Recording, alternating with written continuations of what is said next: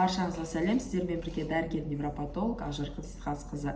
Бүгін сіздермен баланы памперстен қалай жеңіл және тез шығаруға болады, сол туралы айтатын боламыз. Алдымен мен каналыма тіркеліп, подписаться деген батырманы басып, уведомление деген значокты басуды ұмытпаңыздар. Өйткені мен көретін адамдар 95%-ы маған тіркелмеген адамдар екен. Сондықтан тіркелуді ұмытпаңыздар. Комментарий жазып, мен каналымда активті болып отырыңыздар. Ал енді памперстен қанша жаста шығару керек? Негізі медицина тұрғыда қараған кезде памперстен 1,5 жастан асқан уақытта шығара бастау керек. Өйткені 1,5 жасқа дейін баланың нерв жүйесі әлі толық жетілмеген болады. Қуығынан сигнал миға қарата баруы және баланың осы процесті түсінуі 1,5 жасқа дейін қиындау болады. Сондықтан 1,5 жастан асқан уақытта баланы үйрете бастау керек. Көбінесе жаз мезгілінде баланы үйреткен дұрыс.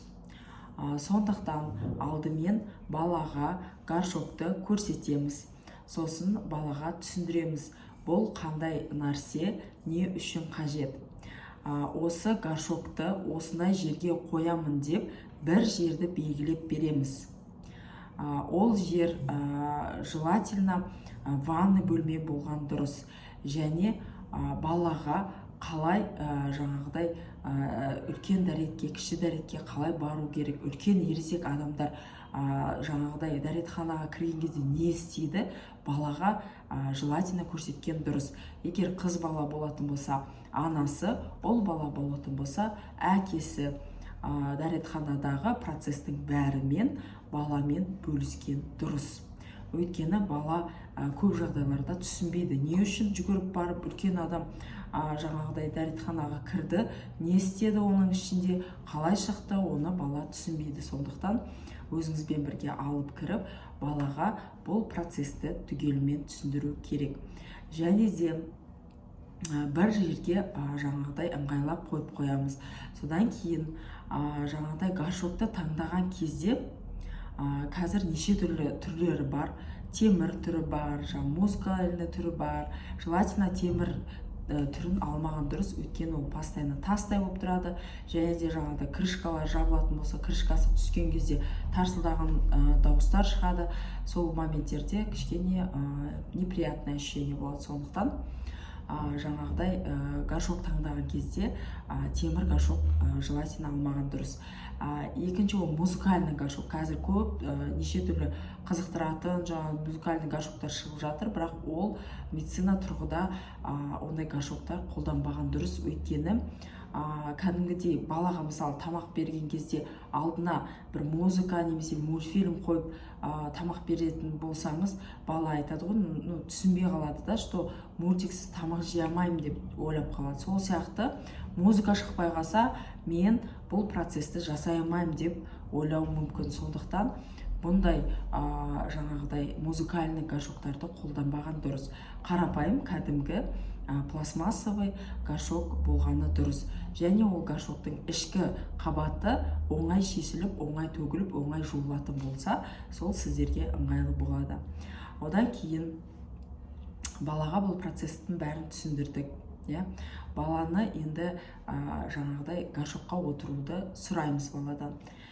Егер бала мүлдем қызығушылық танытпайтын болса, онда горшокты 1-2 аптаға тығып қойсақ болады. Сосын 2 аптадан кейін қайтан шығарып, балаға көрсетіп, давай осылай сен отыр, сен үлкен болдың деп баланы жаңағыдай горшокқа отырса бастаймыз.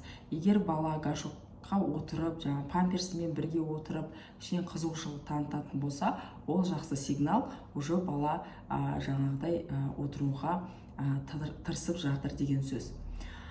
Содан кейін баланы жаңағыдай үйреткен кезде памперсті мүлдем шешіп тастаудың қажеті жоқ. Өйткені көп жағдайларда памперсті шешіп тастайды, бала реагировать етіп үлгермей қалады. Сосын барып жаңағыдай киіміне бүлдіріп қояды. Содан кейін аналары ашулана бастайды. 1 рет бүлдіреді, 2 рет бүлдіреді, 3 рет бүлдіреді, үндемейді. 5-6 рет болған кезде уже анасы шыңғыра бастайды. Сосын барып бала өзін ыңғайсыз сезіне бастайды, содан кейін стресс болады балаға. Сондықтан кәдімгі памперс трусики түрі бар ғой, сол трусик түрін кигіземіз. Ол оңай шешіледі, оңай киіледі. Сол түрін кигізіп, жаңағыдай памперс күйінде баладан сұраймыз, барғың келіп тұр ма әжетханаға деп. Егер бала жаңағыдай барғым келмейді деп десе, қайта-қайта оның мазасын алып, қашан барасың, барасың ба, бармайсың ба деп мазалаудың да қажеті жоқ. Примерно өзіңіз интуиция бойынша уақыты жақындап қалды-ау деген кезде жаңағыдай баланы сұраймыз, отырасың ба деп. Сол кезде бала көп жағдайларда келіседі.